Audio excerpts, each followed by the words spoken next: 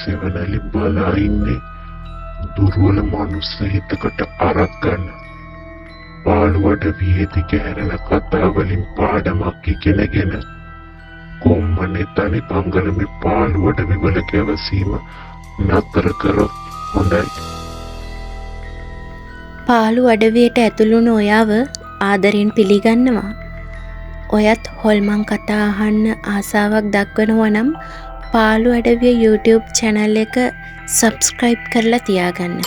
ඒ වගේම ඔයාලගේ like, comments අපිට ගොඩාක් වටිනවා. ඔයා ගොඩක් මේ කතාවට කැමති නම් යාළුවොත් එක්ක share කරගන්න. ඉතින් මේ සත්‍ය සිදුවීම සිදුුනේ 2010 දී අනුරාධපුරයේදී.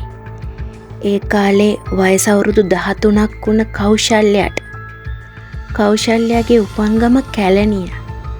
ඉතින් මේ කතාවට ප්‍රදේශ දෙකම ඇතුළත් වෙන්න ඕනේ. කෞශල්‍යා කැලණිය තමන්ගේ ගෙදර ඉන්නකොට එයාලගේ ගමට අලුතින් පදිංචියට නුවරින් පවුලක් එනවා. ඉතින් ඒ පවුලේ හිටියා කෞශල්‍යගේ වයසෙම දුවක්. එයා නිලන්ති. ඉතින් කාලයක් යද්දී මේ දෙන්න ගජ යාළුවෝ වෙනවා. තව විශේෂ දෙයක් කියන්න ඕනේ. මේ නිලන්තිට ඇවිදින්න පුළුවන්කමක් තිබිලා නැහැ. ඇය ආබාධිතයි.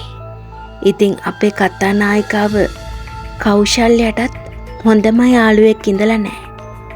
ඉතින් දැන් මේ දෙන්න තමයි හොඳම යාළුවෝ. ඔහොම කාලේ යනකොට දවසක් කෞශල්‍යගේ අනුරාධපුරයේ ඉන්න ලොකු නැන්දා කෞශල්‍යගේ තාත්තට කියලා තියෙනවා කෞශල්‍යව කැලණියේ ඉස්කෝලෙන් අයින් කරලා අනුරාධපුරයට එවන්න එහෙ ඉස්කෝලේ යවන්න කියලා. හේතුව තමයි කෞශල්‍යගේ ලොකු නැන්දට ළමයි ඉඳලා නැහැ. කොයිතරම් යාළුවා දාලා යන්න බැරුව කෞශල්‍ය ඇඬුවත් කෞශල්‍යයට අනුරාධපුරේ යන්න සිද්ධ වුණා. ඔහොම ටික දවසක් ගෙවිලා ගියා. කෞශල්‍යගේ මාමා වැඩ ඇරිලා ගෙදර එන්නේ ගොඩක් රෑ වෙලා. ඉතින් ඒ දවස්වල විභාග නිසා කෞශල්‍ය ටිකක් රෑ වෙනකල් පාඩම් කරනවා. දවසක් රෑ පාඩම් කර ඉද්දී කෞශල්‍යයට ඇහෙනවා ගේට්ටුව සද්ද කරන සද්දයක්. කෞශල්‍ය හිතනවා මාමා ඇවිත් කියලා. වෙලාව රෑ 11:45ට කිට්ටුයි.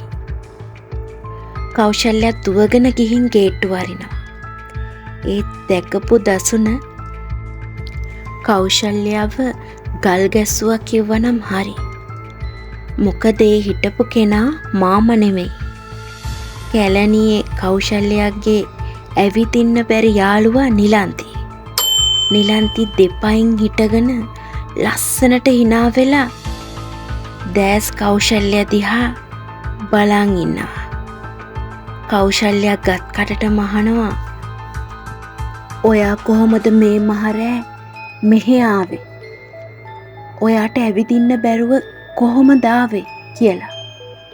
ඒවට උත්තර නිලන්තිගෙන් ලැබුණේ නැහැ. ඒ වෙනුවට නිලන්ති කියනවා මම හෙට කැලණි යනවා. අනේ ඔයාට පුළුවන් නම් එන්න කියලා. එහෙම කියලා නිලන්ති ගිහින් තියෙනවා. කෞශල්‍යයට හිතාගන්න බැරි මේ සිද්ධිය ඇය නැන්දට කියනවා. නමුත් නැන්දා ඒ කතාවට hina වෙනවා. ඒ හැර පිළිතුරක් දෙන්නේ නැහැ. දැන් කෞශල්‍යගේ හිත කියන්නෙම හෙට කැලණි යන්න කියලාලු. රෑ 12:30ට විතර කෞශල්‍ය නිදා ගන්න ඇඳට යනවා. ටික වෙලාවකින් කෞශල්‍යයට දැනෙනවා කවුරු හරි ඇඳේ අනිත් පැත්තේ ඉන්නවා කියලා. කෞශල්‍ය හිමීට ඇස් ඇරලා බැලුවත් කවුරුවත් ඉඳලා නැහැ. කෞශල්‍ය අනෙක් පසට හැරිලා නිදා ගන්න හදනවා. ඒ පාර ඇයට දැනෙනවා තමන් පිටිපස්සෙන් කවුරු හරි හුස්ම ගන්න බව. ඒ හුස්ම ඒ වෙලාවේ ඇයගේ බෙල්ලට දැනිලා තියෙනවා.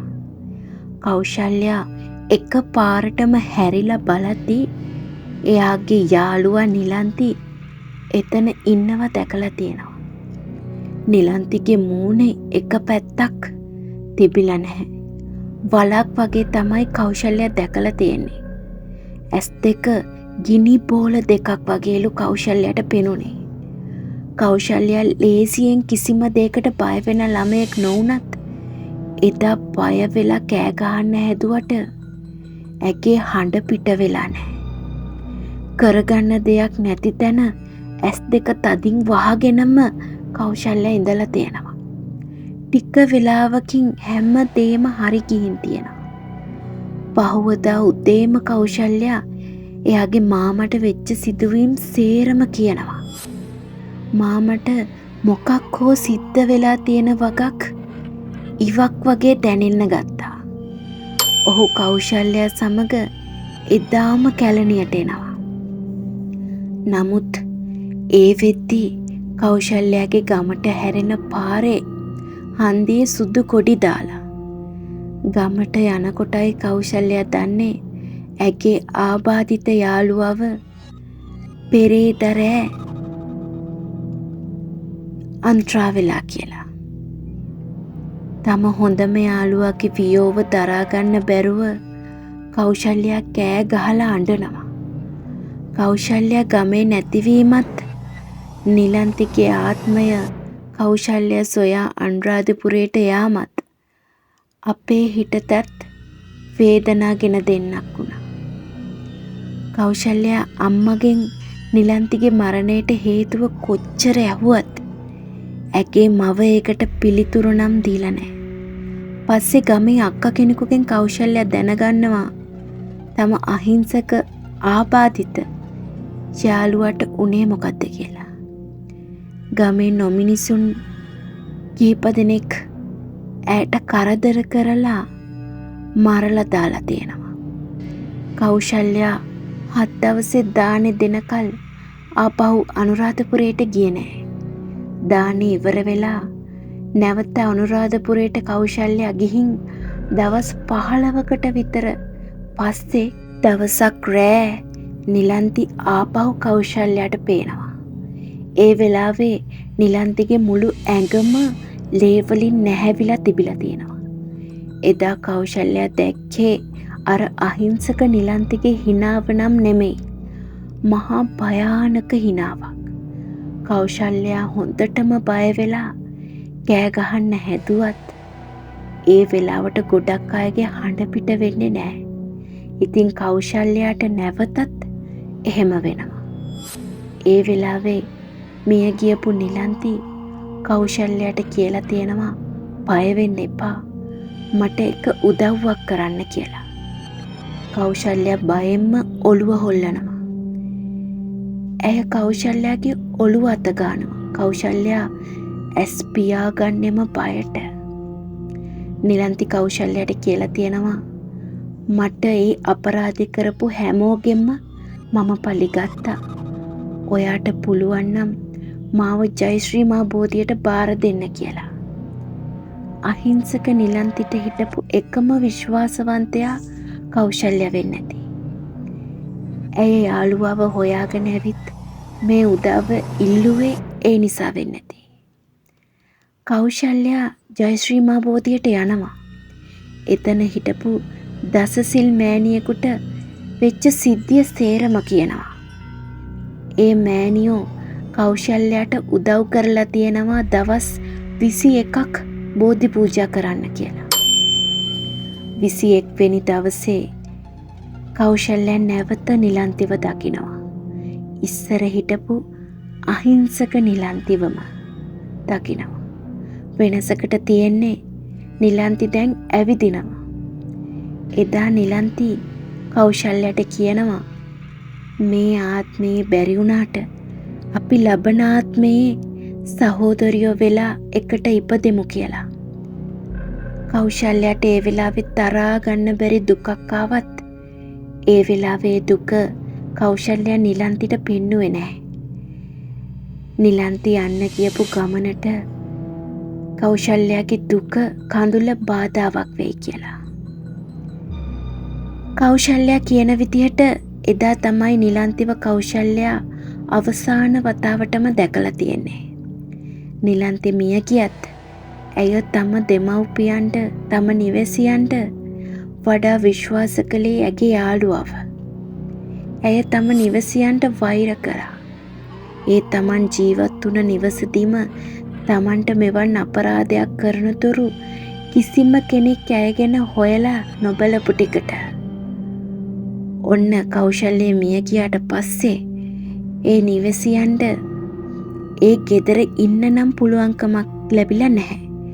අමුතු සද්ද වගේම කෞශල්‍යගේ රෝදපුටුව ගේ පුරා දවස පුරාම ගිහින් තියෙනවා.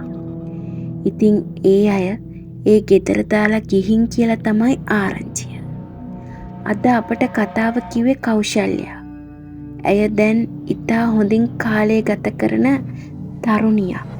ඉතින් ඔබටත් මේ වගේ අත්දැකීම් තියෙන්න පුළුවන්. ඒ අත්දැකීම් ඔබට පුළුවන් අපිත් එක්ක බෙදා ගන්න.